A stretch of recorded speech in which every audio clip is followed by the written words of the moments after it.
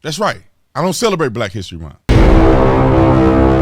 video is brought to you by the Austin Tatum Store. The Austin Tatum Store. Get the merch link in the description section. Text Tatum to 53445 to get a discount code on the store and to be updated on all the stuff that I'm doing. We'll send you a text to make sure you are also informed when B Tatum's in your city or whatever the case may be. Y'all know what to do. Let's get into this. Ladies and gentlemen, ladies, I want to talk about the Black History Month, right? In our country, for some reason, we have a month, only a month, in the shortest month of the year, dedicated to Black history. Let me tell you this. I do not celebrate Black history. I quit celebrating Black history a long time ago. I do not celebrate it. Don't talk to me about it. I don't want to hear nothing about it. There ain't no such thing as Black history.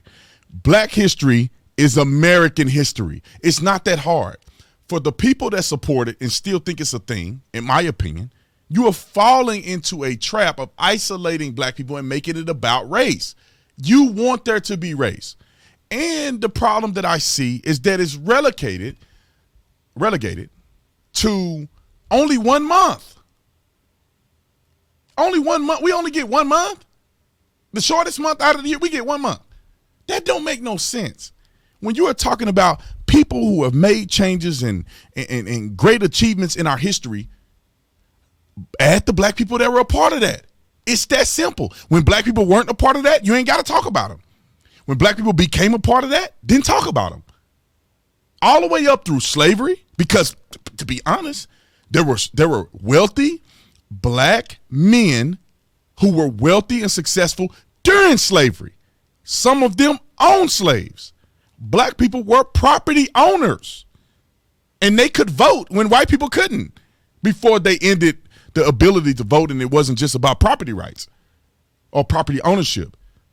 The first legal slave owner in the United States of America was a Black man, Anthony Johnson. He was wealthy. He had property. He owned slaves.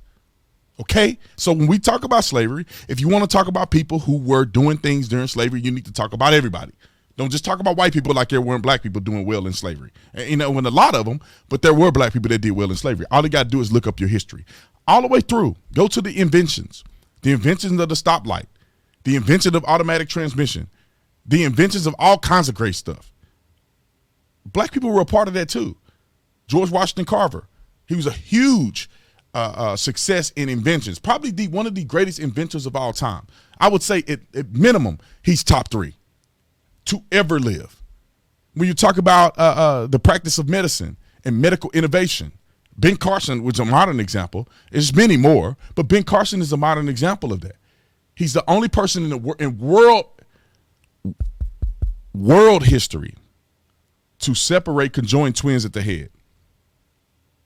I think that's right. Conjoined twins at the head. He separated them.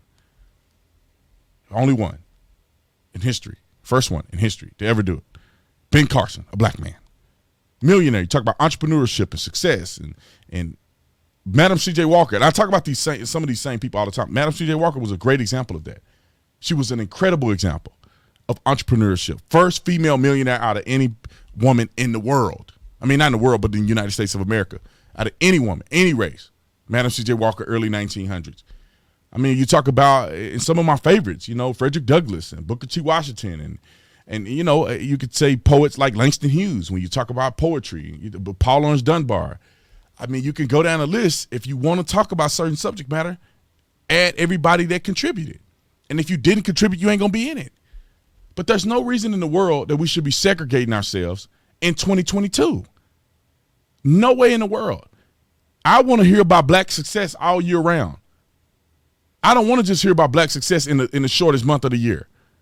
That's dumb to me. And that's why I don't celebrate it. Some of y'all may still celebrate it. Some people may disagree with me, and Brandon hate his own people. It's just I'm tired of us being less than. I'm tired of us viewing ourselves as less than. I'm tired of us claiming we want to be included. We want to have a right in this country, yet we're dividing ourselves on our own. It's just crazy to me. A person that's biracial, I'm black. No, why you going to be black? And then when the struggle hit, oh, I'm a black man in this country. No, you're not. You're biracial. You're just as black as you are white. society look at me. Society don't care about you. You look at you like that. And all these other people that can benefit from your race being black are going to look at you like that. It bothers me, ladies and gentlemen. It bothers me. I'm over the victimhood mentality. I'm over being less than. I'm over, look at the systemic boogeyman is trying to get me. I'm over that. It is over. These people are still life support. They about to pull the plug. Our country's trying to pull the plug on all of this racial discrimination and all this stuff. And they just doing CPR, trying to hook them up to the AED. Racism, come on back to life, man. Come on back. You got it, man. Come on, man. Wake up, dog. Wake up, dog. No, racism is done. Most people don't care. A few knuckleheads somewhere running around scratching each other's butt in a cornfield is not the expression of what America is. And if people don't like you because of the color of your skin, they can't do nothing about it. And if they do something about it in the United States of America, there are laws against that. You can sue people. It's called aggravated charges. When somebody does something against you and they do it because you're racist, call it a hate crime. What world are we living in that we still think we're living, I don't know, in the 1800s? I don't know why we still live like this. I forget his name, but the famous actor, and they asked him about Black History Month, and they asked him about race in America. He said, just stop talking about it. That's how it goes away if you just stop talking about it. And I will argue that black and white people work incredibly well together, except for the people that don't want to work together. But for the most part, black and white people work together. Look at the music industry.